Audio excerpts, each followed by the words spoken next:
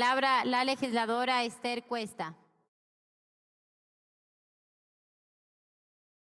Gracias, presidenta. Buenos días a usted, colegas legisladores, hermanos migrantes que tengo el honor de representar. Esta ley que debatimos hoy y que espero podamos aprobar de manera unánime representa un paso importante en la lucha global contra la impunidad y contribuye al desarrollo de normas internacionales para que nunca más se cometan crímenes contra la humanidad, como el genocidio, la tortura, la desaparición forzada y la agresión contra pueblos enteros.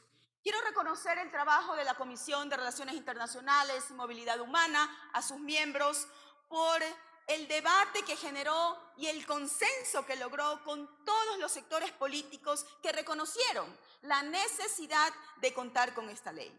En la Comisión de Relaciones Internacionales se escuchó en más de una ocasión a delegados de la Cancillería, la Fiscalía General del Estado, la Corte Nacional de Justicia, organizaciones sociales de la sociedad civil, expertos y académicos cuyos aportes evidentemente mejoraron el texto de este proyecto de ley. Hace un año y medio presenté esta iniciativa legislativa con el apoyo de Parlamentarios para la Acción Global, PGA, y seguramente ya hubiese sido aprobada si Lasso no hubiera declarado la muerte cruzada para evitar su censura y destitución. ¿Pero por qué es importante este proyecto de ley? Les voy a decir, porque establece procedimientos claros de cooperación entre el Estado ecuatoriano y la Corte Penal Internacional. Y para asegurar de manera eficiente y eficaz la investigación, el enjuiciamiento y la entrega de personas que hayan cometido los más graves crímenes contra la humanidad.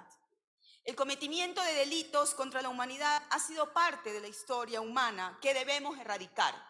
Y la lucha contra la impunidad surge entonces como una causa también histórica del ser humano, sobre todo cuando se trata de derechos humanos. Pero esto ha sido un largo proceso de la comunidad internacional. Ya desde 1872, el presidente del Comité Internacional de la Cruz Roja propuso la creación de una corte permanente que juzgue las violaciones a la Convención de Ginebra de 1864, que regulaba la guerra, en un momento en que Europa se encontraba en medio de confrontaciones bélicas constantes.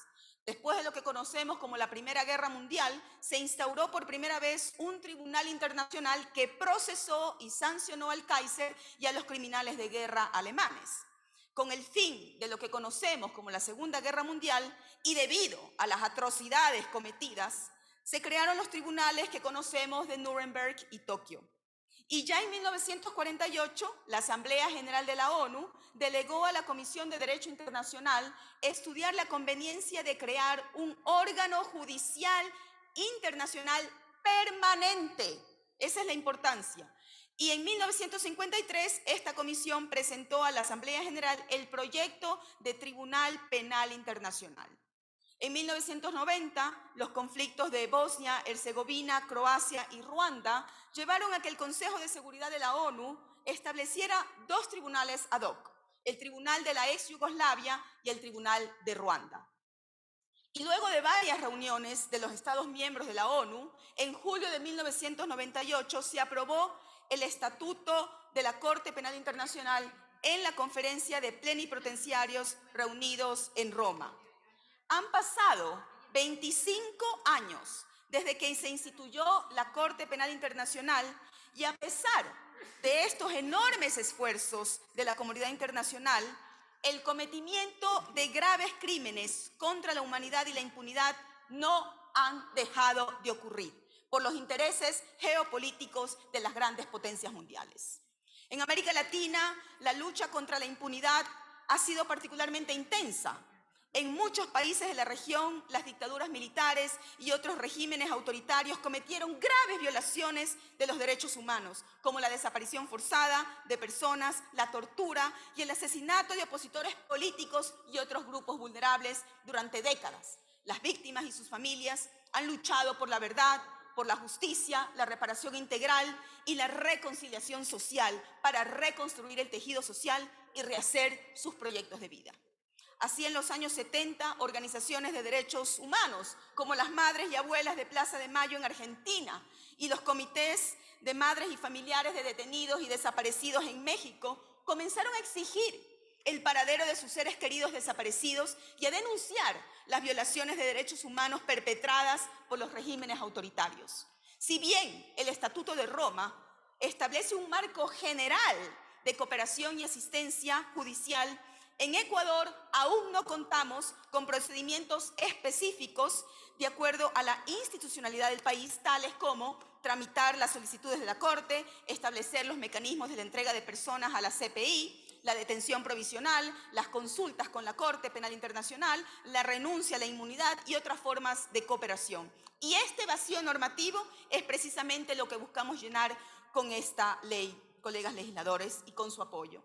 Quiero enfatizar que la jurisdicción de la Corte Penal Internacional tiene un carácter complementario de las jurisdicciones penales nacionales. ¿Qué quiero decir con esto?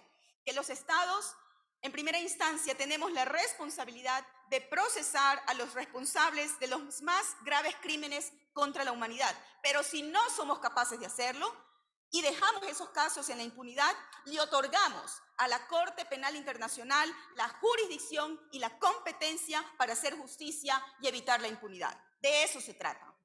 Es responsabilidad de esta Asamblea, del Estado en su conjunto y de nuestra sociedad contribuir a la construcción de una humanidad de paz, justicia, igualdad y hermandad entre los pueblos del mundo. Contamos con su apoyo, colegas legisladores, para construir esta sociedad que todos anhelamos y que esta ley vaya en ese camino. Gracias, señora presidenta.